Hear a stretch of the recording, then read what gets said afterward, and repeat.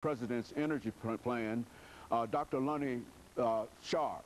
Dr. Lonnie Sharp is the holder of the Massey School of Engineering and Technology seat at Tennessee State University, as well as our guest. And of course, he also has a lot of information, do you not, Dr. Sharp? Yes, I do. To tell us in reference to President Obama's energy plan. But before we get into that, Dr. Sharp, let's see if we can have you to give us some information about your background, your education, and some of those things that were eventually important in leading you to, as we introduce you, the holder of the seat in the the College of Engineering and Technology at Tennessee State University, the Massey seat in that particular area. Yes. And then we'll talk about other things. All right. Thank you, sir.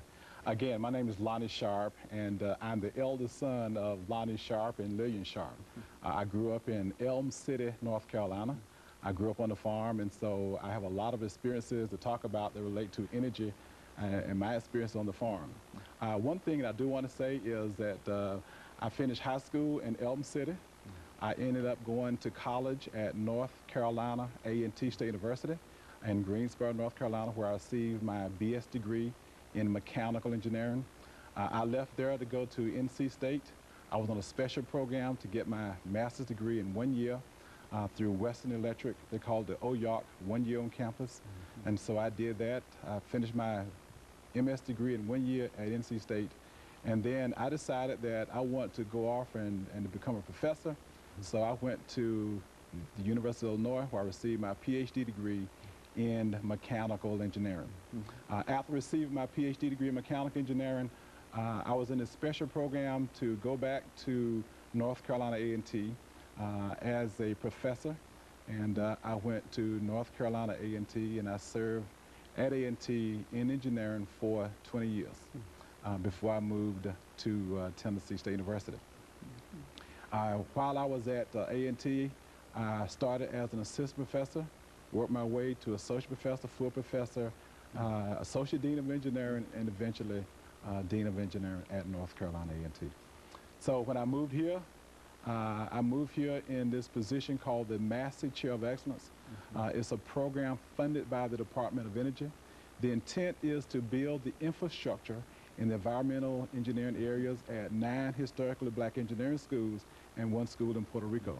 So we had a Master Chair program when I was at A&T, and we had one here at Tennessee State University. So I came here to Tennessee State University in the position called the Master Chair of Excellence that's funded by the Department of Energy. So the intent really was to put in place an endowment. So you cannot endow university funds, so you cannot endow federal funds, I should say. And so the university was asked to put in place these positions at these 10 institutions. So I'm glad to be here at Tennessee State University.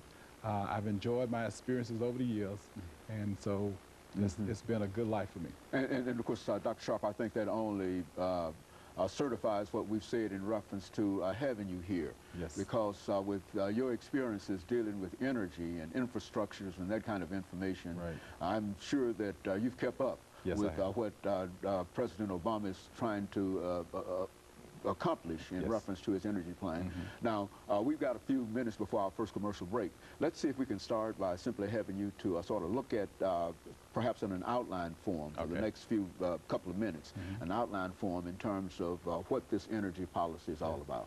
But before I do that, one other thing I do want to share, you know, when you grew up on a farm and you're 1 of 10 kids, there are a lot of things that go through your mind. And, you know, I graduated from a historical black college at North Carolina A&T. And the point I do want to make is that the HBCU Environment Festival is a great option for students.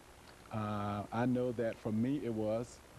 My experiences has been fantastic.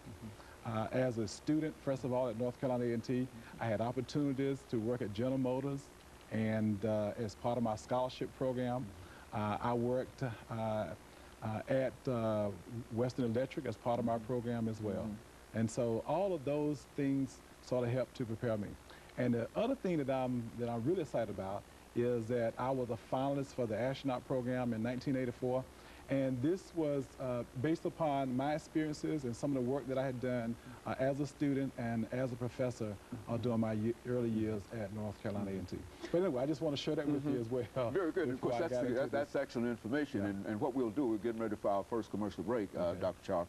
And what we'll do when we come back, we'll give you an opportunity to have free range in a real sense of talking about your experiences and what it really would mean in dealing with President Obama's energy plan. And of course, we'll be back with our audience following this very, very short commercial break.